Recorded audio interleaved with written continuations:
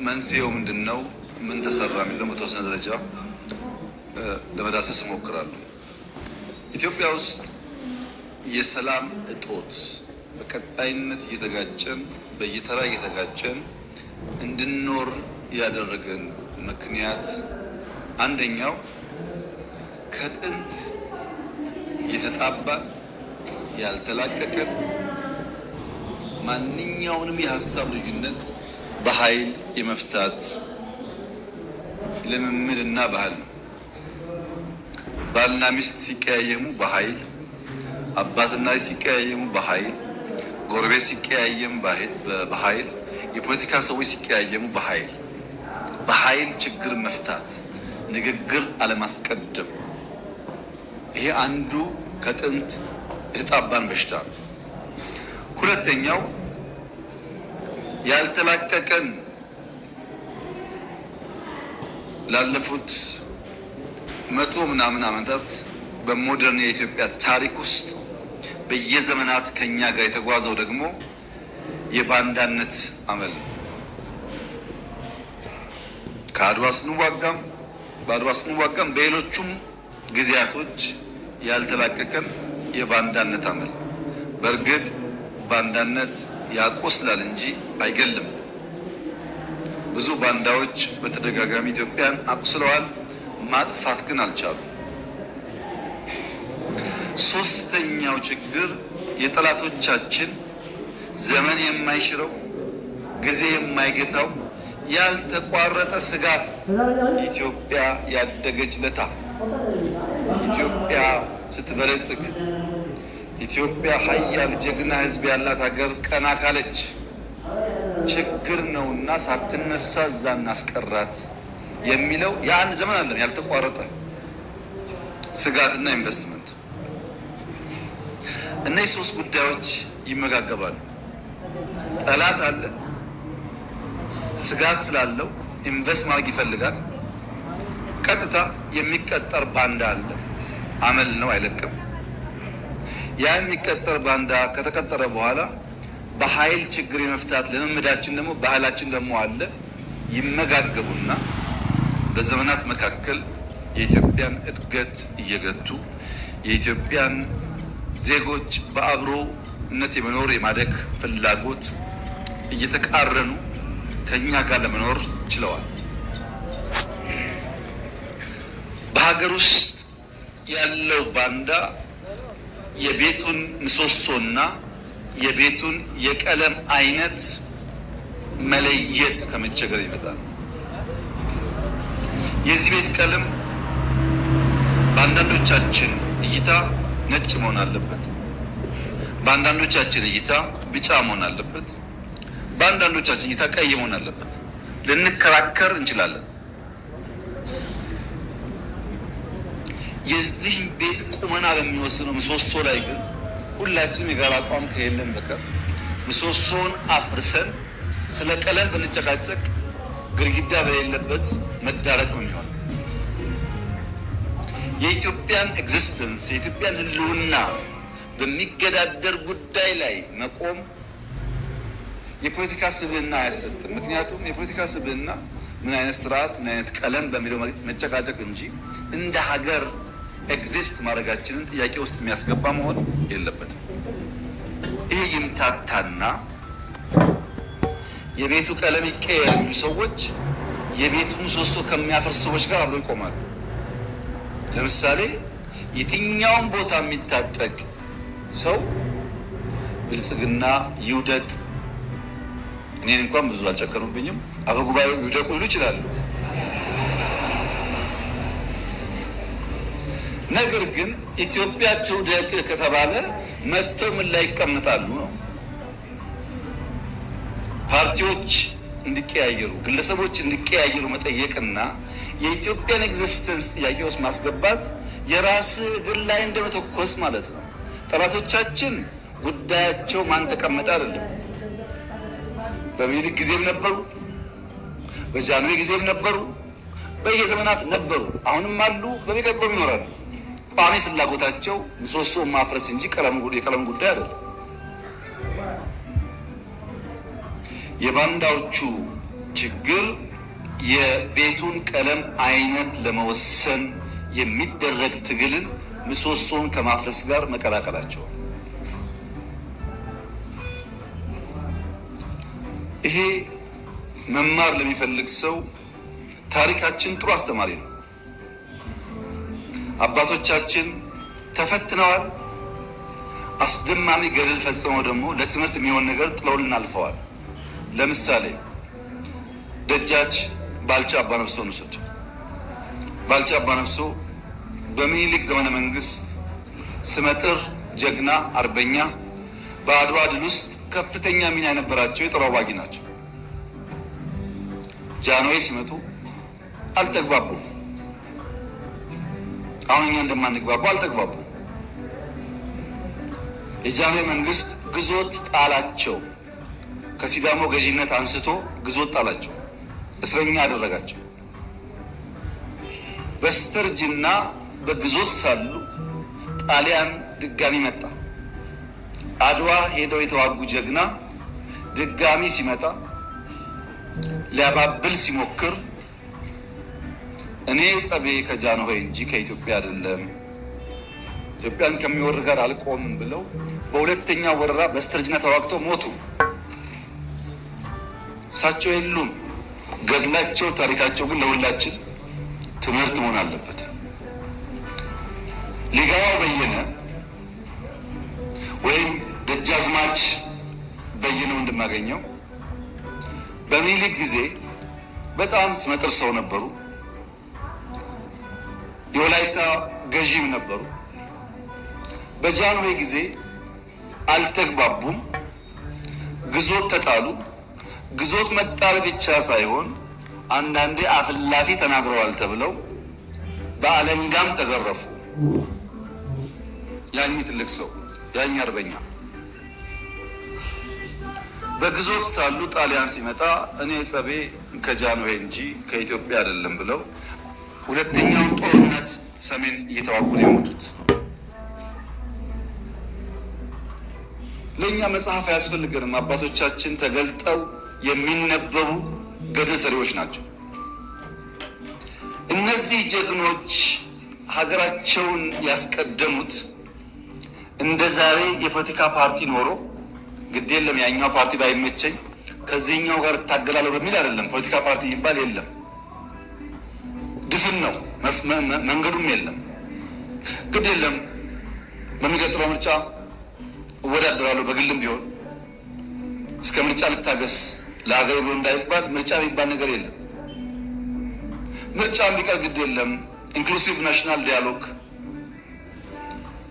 ስላለ በዛ ሀሳቤን የኔን ግሪቫንስ ኤራው ተደርጋለሁ ይናገራለሁ እንዳሉ ውይይት የሚባል ነገር የለም።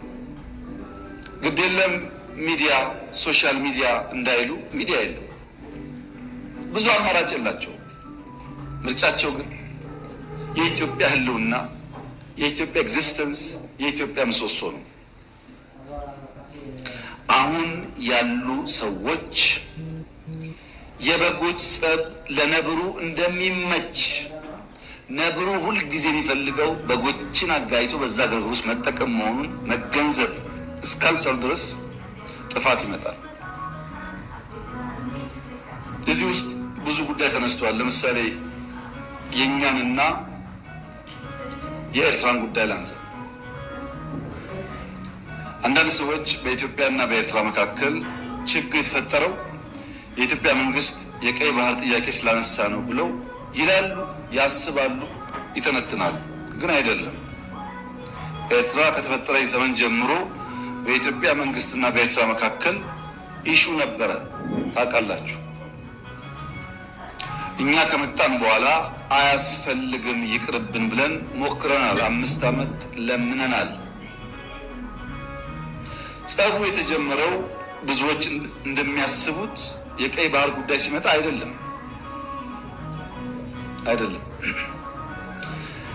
በትግራይ ውጊያ ሲጀመር የመጀመሪያው ዙር ውጊያ ሽሬ ካስለቀቅን በኋላ የኤርትራ ጦር ከኋላ ኋላ ተከትሎ ሽሬ ገብቶ የአንዳንድ ሰዎችን ግለሰቦች ቤት ማፍረስ፣ ፎቅ ማፍረስ ሲጀምር ጸብ ተጀምሯል። አልተናገርንም እንጂ አክሱም ይዘን ስናልፍ አክሱም ገብቶ ወጣቶች በጅምላ ሲረሽን ጸብ ተፋፍሟል። አድዋን ይዘን ስናልፍ አድዋ ሄዶ ፋብሪካዎች ሲፈታታ ሲሰርቅ ጸብ ተጋግሏል። አዲግራት ደርሰን የመድኃኒት ፋብሪካውን የሚነቀለውን ነቅለው የማይነቀለውን ሲያፈራርሱ ጸቡ ጫፍ ደርሷል። ግን የኢትዮጵያ መንግስት ያኔ በዚህም ለመዋጋት ብቃት አልነበረም። ውስን ኃይል ነበረ። ሽሬን ከያዝን በኋላ ያጠቃነውን ጣት እንከተል ነበር እንጂ የያዝነውን ቦታ እያጸናን አንሄድም። ይህ ጉዳይ የተከበረው ምክር ቤት ለዛሬ ዋጋ የለውም። ለታሪክ ማንሳት የምንፈልገው ጉዳይ አክሱም ወጣቶች ሲገደሉ፣ አድዋ ሲዘረፍ፣ አዲግራት ሲዘረፍ በርካታ ኢንቮይ ወደ ኤርትራ ልኬያለሁ። የላኳቸው ሰዎች ገሚሱ አሁን ከኛ ጋር የሉ። ለምሳሌ ክቡር አቶ ገዱ ያኔ የውጭ ጉዳይ ሚኒስትር ነበሩ። ከአንዴም ሁለቴ ኤርትራ ልኬያቸዋለሁ። የላኳቸው የትግራይን ህዝቤን አታገሷቁሉ፣ ሀብቱን አትዝረፉ፣ ጸቡ ከቲፒኤልኤፍ እንጂ ከትግራይ ህዝብ አይደለም የሚል ነው። አቶ ገዱ አሁን እኛ ጋር የሉ፣ ግን ክር አላቸው፣ ህሊና አላቸው። ዛሬ ቢደብቁ በታሪክ ውስጥ ይወጣል። ለምን ጉዳይ ነው እንደተነጋገሩ እሳቸውም ያውቃሉ፣ ሻዕቢያም ያውቃል፣ እኛም እናውቃለን። አሉ አልሞቱም። እሳቸው አክሰስ ይደረጋሉ፣ ሊናገሩ ይችላሉ። ለክራቸው ሲሉ ለእምነታቸው ሲሉ ማለት ነው። ለምን ጉዳይ እንደሄዱ በእሳቸው መፈታት ሲያቅተው አቶ ደመቀ ልክ ያለው አቶ ደመቀ አሁን እኛ ጋር የሉም። በህይወት ስላሉ ለእምነታቸው ለሌላቸው ሊጠየቁ ይችላሉ። ለምን ጉዳይ እንደሄዱ ያውቃሉ። ከእነሱም ውጭ አሁን ሲስተም ውስጥ ያሉ 2-3 ሰዎች ልክ ያሉ። ታስታውሱ ከሆነ መቀሌ ልንገባ ጥቂት ሲቀረን የ3 ቀን አልቲማተም ብለን አውጀን ነበር። ብዙ ሰው ሚስጥሩ አልገባው። የቸገረን እኛ ሽሬ ስለቅ ከኋላ ይገባሉ፣ አክሱም ስለቅ ከኋላ ይገባሉ። አሁን መቀሌ ስንገባ ደግሞ ገብተው ትልቁን ከተማ ዳሜጅ ያደርጋሉ ብለን ከነሱ ጋር ከአሁን በኋላ ከውቅሮ እናልፋለን ብትሉ ወያኔ ትተን ወደ እናንተ ነው የምንዞረው ውጊያው ብለን ውቅሮ ላይ የሚጠብቅ ፎርስ አስቀምጠን ነው መቀሌ የገባ ነው እንዳያልፉ ማለት ነው። ይሄ ጸብ ተፋፍሞ ሄዶ የፕሪቶሪያ ስምምነት ሲፈረም እንዴት ቲፒኤልኤፍ ሳይጠፋ እንዴት ትግራይ ሳይወድም ፊርማ ይደረጋል በሚል ነው የመጨረሻ ጫፍ የደረሰው ጸቡ። ከዚህ ኃይል ጋር ነው እንግዲህ አንዳንድ ቲፒኤልኤፍ ሰዎች ሆነው ኢትዮጵያን ለማፍረስ እንስራ ያሉት። የትግራይ ህዝብን የሚጎዳና የሚጠቅም ነገር ይሄ መንግስት ነው የሰራው ወይስ ቲፒኤልኤፍ? ሁሉም ቲፒኤልኤፍ ላይሆን ይችላል። አክራሪ ቲፒኤልኤፍ በሚል ሊወሰድ ማን ነው የሚለውን ዛሬ ብዙ ኢሞሽን፣ ብዙ ፕሮፓጋንዳ፣ ብዙ ውሸት ስላለ ችግር የለውም። ነገ ግን ታሪክ ያወጣዋል። ማንም ሰው እውነትን ለጊዜው መሸፈን እንጂ ከናካቴው ማጥፋት አይችልም። እኛ መጨረሻ ፕሪቶሪያ ስንፈራረም መቀሌ ለመግባት 1 ቀን የቀረን አሸንፈናል። ጦርነቱ እንደምታውቁት ያለው ግን ምንድነው? መቀሌ መግባት ድል አይደለም። ህዝባችንን ማንጠብቅ ከሆነ ተመልሶ ይዘረፋል፣ ተመልሶ ይገደላል። ያ ከሚሆን ሰላም ይሻላል። የኛው ህዝብ ነው ከሚጎዳብን ይቅርብን ብለን የወሰን።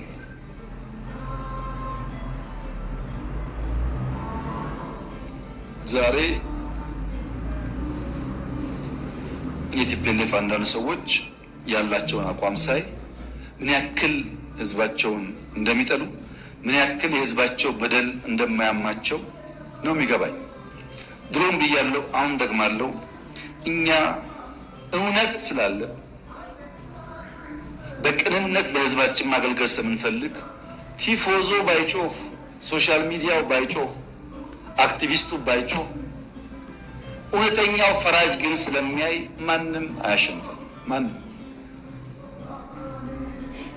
ቲፒኤልኤፍ በኤርትራ ወታደር ዘረፋ እንዳይካሄድበት ስንጠብቀው ኖረን አማራ ክልል ሲገባ ቲፒኤልኤፍ ያደረገው ነገር ያሳፍራል። ፋብሪካዎች አፍርሷል፣ ትምህርት ቤት አቃጥሏል፣ ባንክ ዘርፏል። የኢትዮጵያ መከላከያ ሰራዊት መቀሌ ነበረ በብቸኝነት ቲፒኤልኤፍን አባሮ ሻዕቢያን ሳያስገባ። መቀሌ አንድ ቤት የፈረሰ አታገኙ፣ አንድ ቤት። ቲፒኤልኤፍስ ቢሆን አማራ ክልል መጥቶ እንደዛ አይነት ነገር ማድረግ ነገ ለሚቀየር ታሪክ አስፈላጊ ነበር?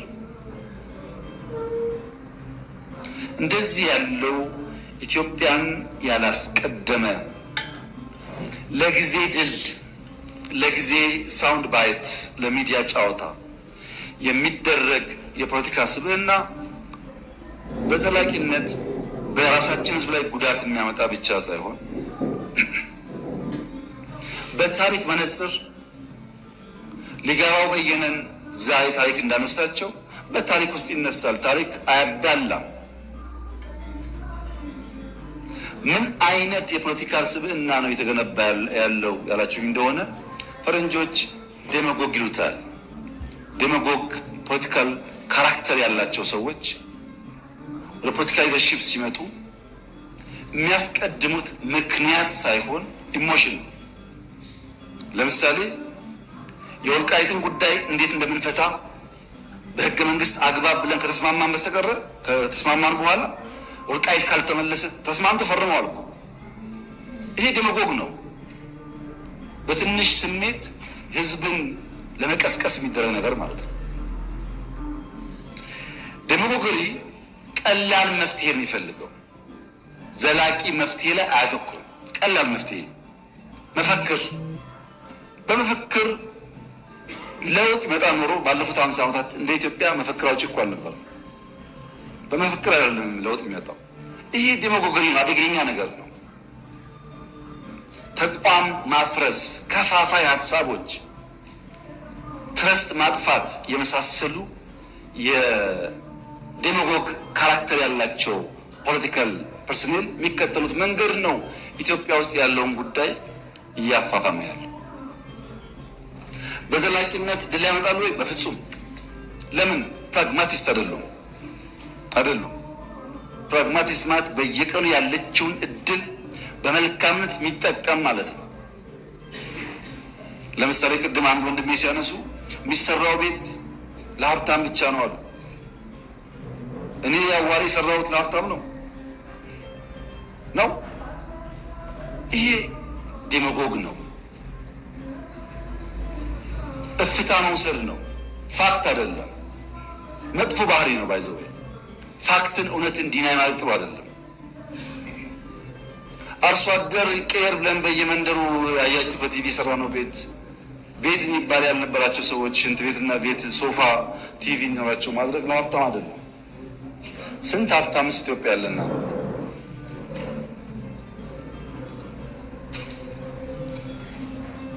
እንደዚህ ያለው የፖለቲካ ሂደት ኢትዮጵያ ውስጥ ጉዳት እያመጣ ነው። ለምሳሌ ሸኔ ምን አለ? እኛን እነዚህ አህዳውያን ናቸው፣ እነዚህ ሚኒሊካውያን ናቸው፣ እነዚህ ምናምን ናቸው፣ ከነዚህ ጋር ትግል ትክክል አይደለም ብሎ ጫካ ገባ። እኛ ዩኒቲ ፓርክ ስናስመርቅ ዩኒቲ ፓርክ ማስመረቅ ወንጀል ነው ብለው አሁን ዛሬ ከእንትና ጋር ሰርግና ምላሽ። ታዲያ እንደዚህ ከሆነ እኛ ለምን ተከሰስን? እፍታ ነው። ትናንትና ምን ብዬ ነበር፣ ምን ሰርቼ ነበር፣ የት ጋር ቆሜ ነበር የሚል ነገር አይታይም። ሰው የዕለት ዕለቷን ብቻ ስለሚያይ ማለት ነው።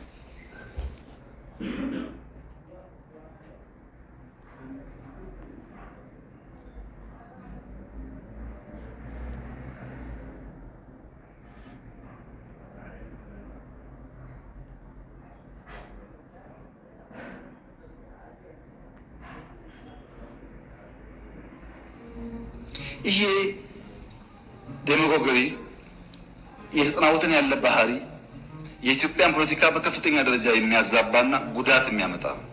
የእኛ ምርጫ በዘላቂነት ነገን በሚፈውስ ጉዳይ ላይ ማተኮር ነው። ለዚህ አንደኛው መፍትሄ የማድረግ አቅማችን ማሳደግ፣ የኢትዮጵያን የማድረግ አቅም ማሳደግ።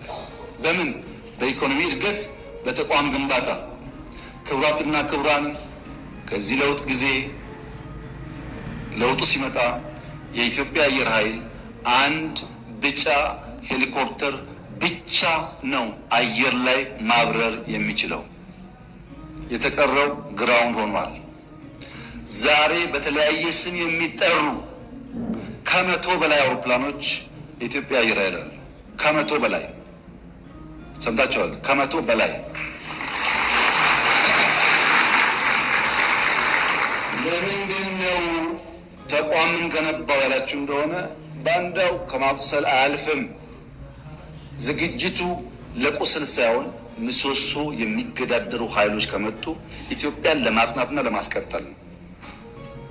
ስራችን እሱ ላይ ነው። ለምሳሌ ጠላቶቻችን ለባንዳዎች 10 ብር ደሞዝ መክፈል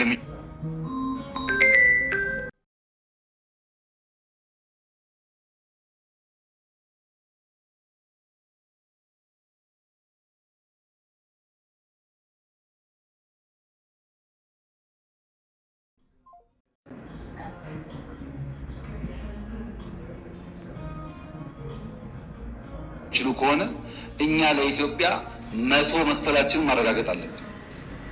ከነሱ የበለጠ ሀብት ካላመነጨን በስተቀር በሀብት ምክንያት፣ በሚዲያ ምክንያት፣ በዲፕሎማሲ ምክንያት ጫና ያመጣል። ለምሳሌ የኤርትራ መንግስት የኢትዮጵያ መንግስት የውስጥ ጉዳዩን መፍታት ሳይችል ቀርቶ የቀይ ባህር ጉዳይ ያነሳል ብሎ ይከሳል። የውስጥ ጉዳያችን ላይ ሽንኩርት ከታፊው፣ በርበሬ አቅራቢው፣ አማሳዩ ተቀምጦ ሳለ ውስጥና ውጭ የሚለው ጉዳይ እንዴት ይሆናል?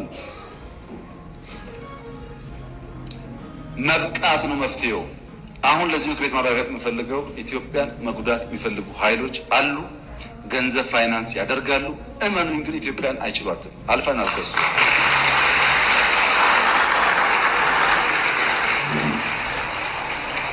ገንዘባቸውን ያፈሳሉ፣ ይከስራሉ። እኛ እንቀጥላለን ጉዟችን።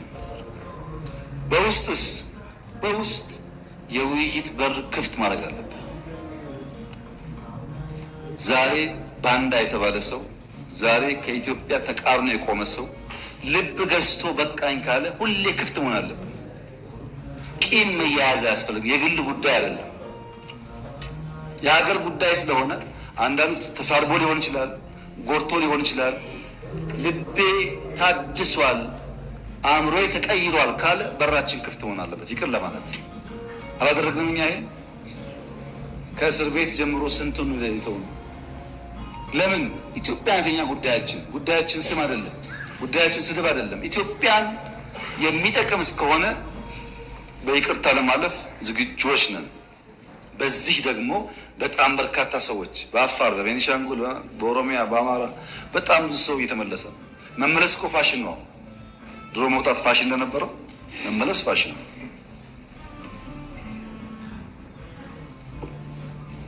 ማንም ሰው ለሰላም ዝግጁ እስከሆነ ድረስ ለመወያየትና ለይቅርታ ዝግጁ መሆን ያስፈልጋል። ለኢትዮጵያ ሲባል የግል ስሜትን ወደ ጎን ትቶ ማለት ነው። ብሔራዊ ጥቅም ላይ አሁን ያለው ሁኔታ በጣም ተሻሽሏል። በጣም ለምሳሌ በጫካ ያሉ አንዳንድ ግለሰቦች ብልጽግና ጋር ሲታገሉ ቆይተው የትግሉ አቅጣጫ መልክ ስቶ ባዳና ባንዳ መቀናጀቱን ሲያዩ እኛማ ጉዳያችን እንደዛ አለን ብለው የተመለሱ አሉ። እዛ ሆነው ምን አይነት ጥይት ቤት በኩል ምን አይነት ሬዲዮ የገባ እንዳለ መረጃ ይሰጡናል። ለአሁን ሲታይ ጠላት ናቸው፣ ግን በኢትዮጵያ ጉዳይ ላይ በኢትዮጵያ ጥቅም ላይ የመጣ ሲመስላቸው ደግሞ አእምሯቸው ተቀይሮ ልብ ገዝተው ለመከላከያ መረጃ የሚሰጡ ደግሞ ሰዎች አሉ። ለውጥ አለ ማለት ነው። የሚደንቀው ነገር በኢትዮጵያ ጉዳይ ላይ የማይደራደረው በአማራ አካባቢ፣ በኦሮሚያ አካባቢ ያለው ብቻ አይደለም።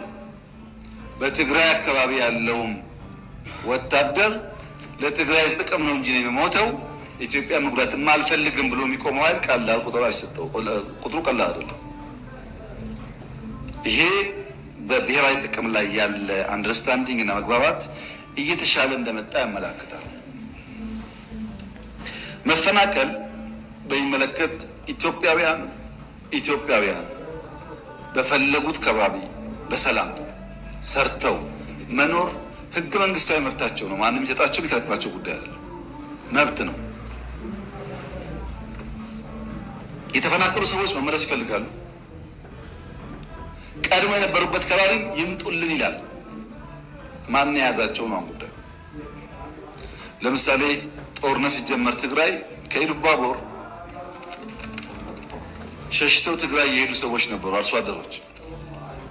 የተከበረው ምክር ቤት ከዛ ከመጣችሁ ሰዎች ኢሉባቦር ስትሄዱ አጥሩ ይሄን ጉዳይ ትክክለኛ መረጃ ነው። ሰዎቹ ሸሽተው ትግራይ ገብተዋል።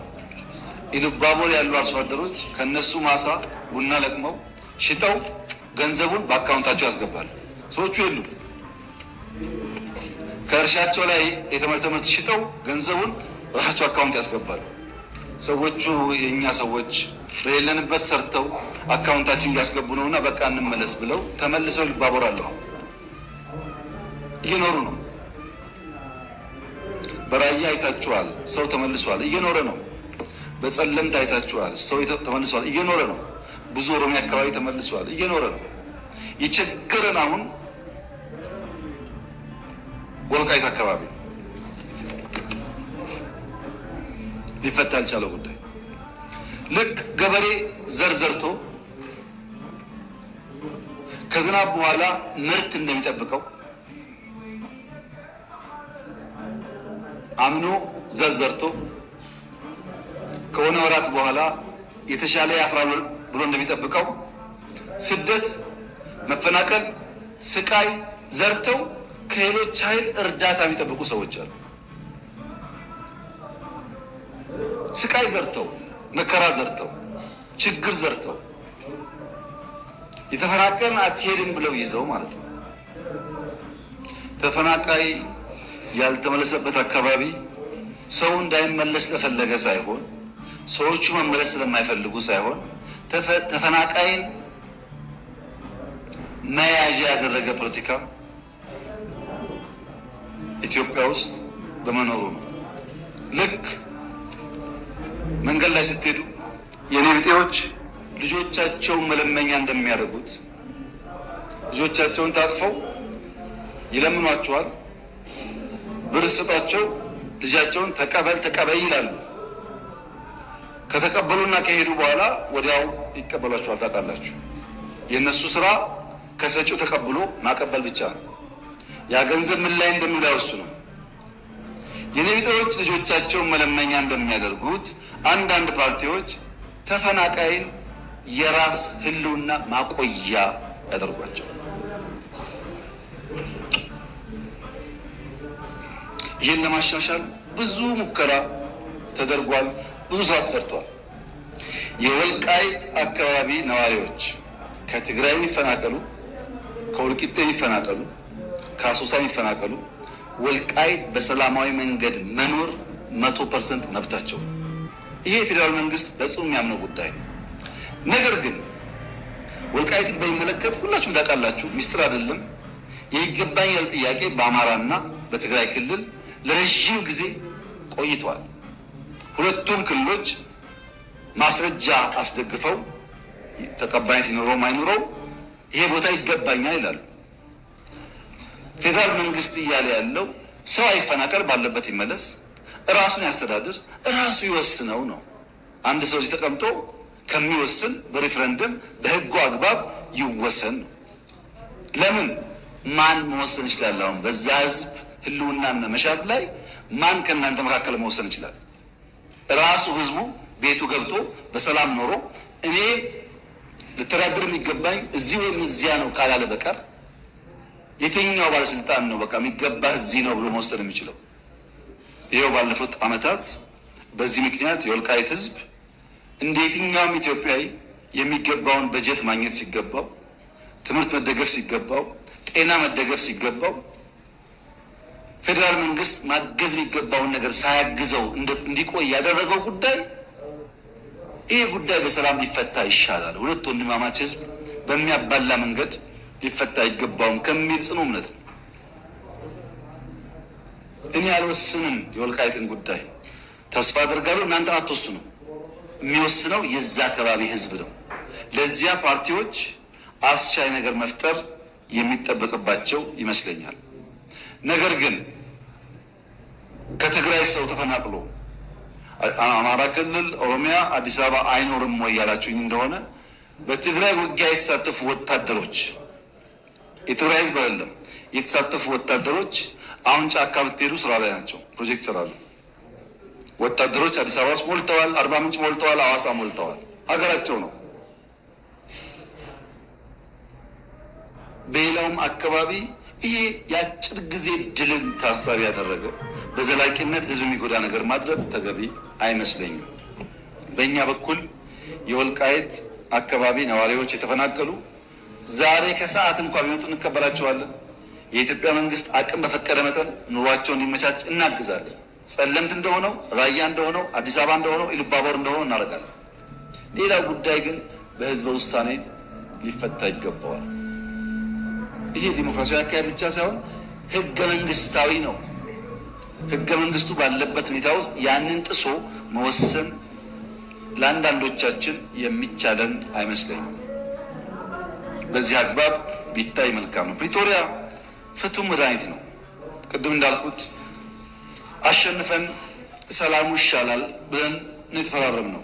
ፕሪቶሪያ ፕራይመርሊ ለፌዴራል መንግስት የሰጠው ግዴታ መብራት፣ ቴሌኮም፣ አየር፣ በጀት ድጋፍ፣ ባንክ፣ ሰርቪስ ትግራይ ይፈጠር ነው። 100% መልሰናል። 100% ከዛ በላይ በዛ ሳይድ የታጠቀ ይፍታ፣ የተፈናቀለ ይመለስ ነው። ከፊሉ መጥቷል፣ ከፊል ይቀራል። አሁንም እዛ ላለው ኃይል የኔ መልእክት ህዝቡ ወደ ቤቱ ይግባ፣ ወደ ቀዬ ይግባ፣ ስራውን ይስራ።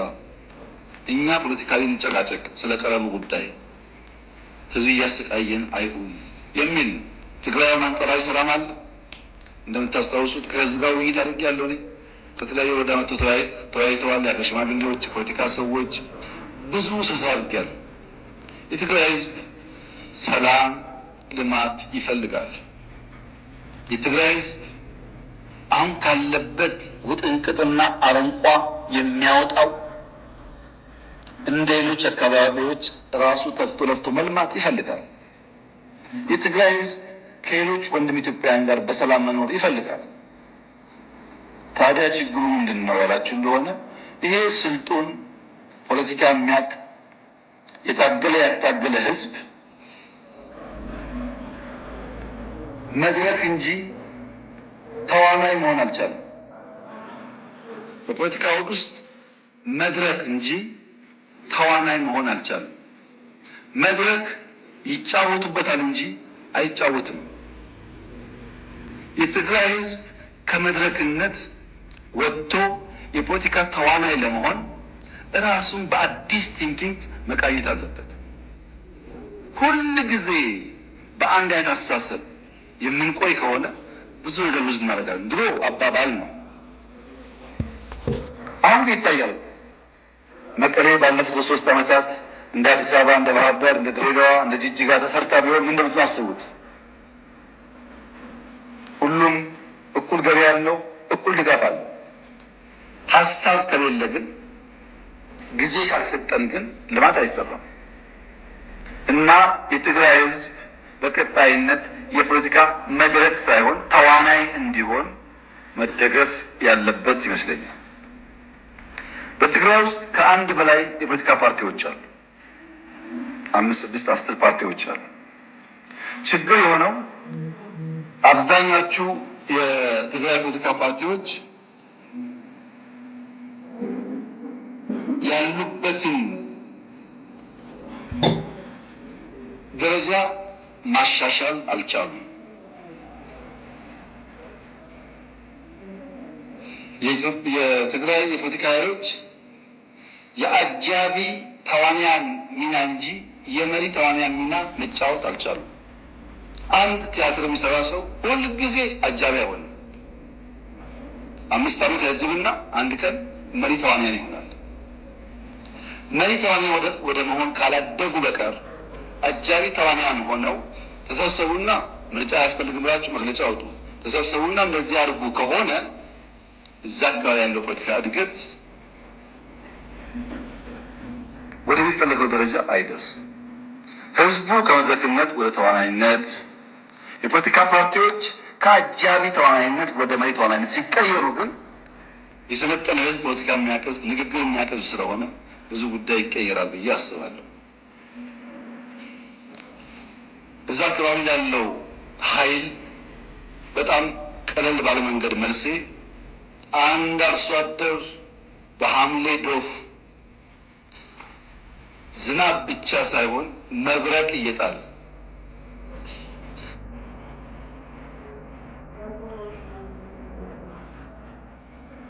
ዝናቡና መብረቁ ከማሳው ያላስቀረው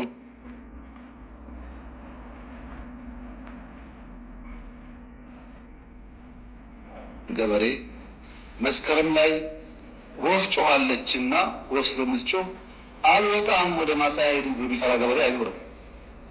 ዶፍ ደፍሮ መብረቅ ደፍሮ የወፍ ጩኸት ሲሆን እንደ ሙዚቃ ያየው ይሆናል እንጂ የወፍ ጩኸትን ፈርቶ ከማሳው አይከለከልም፣ አይቀርም። የዚህ መንግስት ታሪክ ይኸው ነው። አሁን ያለው ድምፅ እንደ ወፍ ድምፅ ነው። ዝናቡ መብረቁን አልፈነዋል። ማንኛውም መጠነኛ ትንኮሳዎች እንደ ወፍ ድምፅ ከማስተናገድ ያለፈ ድካም አይኖርብንም እና መሰብሰብ ጥሩ ይሆናል። ምርጫ በሚመለከት የተነሱ በጣም ገንቢ ሀሳቦች አሉ። ምርጫ መሆን አለበት ቢሆን ጥሩ ነው የተባሉ ሀሳቦች እንዳለ እቀበላቸው። ትክክል ነው። ምርጫ እንደዚያ ዲሞክራሲያዊ ሲሆን ጠቃሚ ነው። ምርጫ ድምፅ የሚሰጡ ዜጎች እንደ ጡብ ናቸው።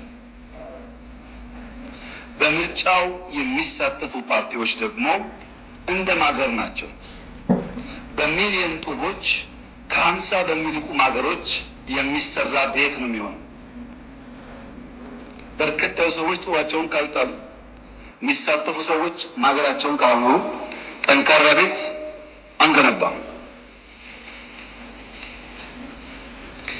የዘንድሮ ምርጫ ሰላማዊ፣ ፍትሃዊ፣ አካታች ባለፈው ካየነው ምርጫ በሁሉም መስፈርት የተሻለ እንዲሆን አበክረን ነው ይሰራ ያለ ነው። አሁን ሚኒስትሮች ከሞላ ጎደል ሁሉም ሪጅን ላይ ነው ያሉት ቅድም የተባለውን ችግር ለመፈተሽ። አሁን እኔ የተሻለ ምርጫ ይኖራል እያልኩ ነው። አንዳንዶች ሰግታችኋል። ለኢትዮጵያ ሕዝብ መልሴ በውጤት ነው። የኔ እምነት ይሄ ፓርላማ አሁን ካሉ 5 እና 10 ሰዎች በ5 እና 10 እጥፍ ያደገ ድምጾች ይሰማሉ ብዬ አምናለሁ። እፈልጋለሁ።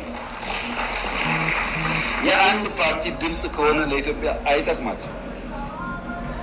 ግን እኔ እንደዛ ነው የማምነው። ስልጠናችን እንደሱ ነው፣ ክትትላችን እንደሱ ነው። እናንተ የለም ብላችኋል። በውጤት ነው። በእርግጠኝነት ግን አሁን ካሉ ሰዎች 5-10 እጥፍ ልዩ ድምጾች ፓርላማ ውስጥ እንደሚሳተፉ ጥርጥር የለኝም። ይሄን መንግስት ይሁነኝ ብሎ ይሰራዋል። አውድ ማስፋት ብቻ ሳይሆን ይሁነኝ ብሎ ይሰራዋል። ምክንያቱም ያስፈልጋል። ዛሬም እንኳን አንዳንዱ ለጠጥ ያለ ጉዳይ ቢኖርበትም በጣም ጠቃሚ የሚባል ግብአት ያገኘ ነው ከእናንተ ነው። መኖራችሁ ፋይዳ አለው፣ ጉዳት የለው። እንደ ጉዳት የሚታያል በተለይ ለኢትዮጵያ። በዚህ ምክንያት በደንብ አበክረን የምንሰራበት ጉዳይ ይሆናል። መንግስት ስራውን እርግፍ አድርጎ ትቶ ምርጫ ላይ ገንዘቡን ጊዜውን እያባከነ ነው የተባለው ክስ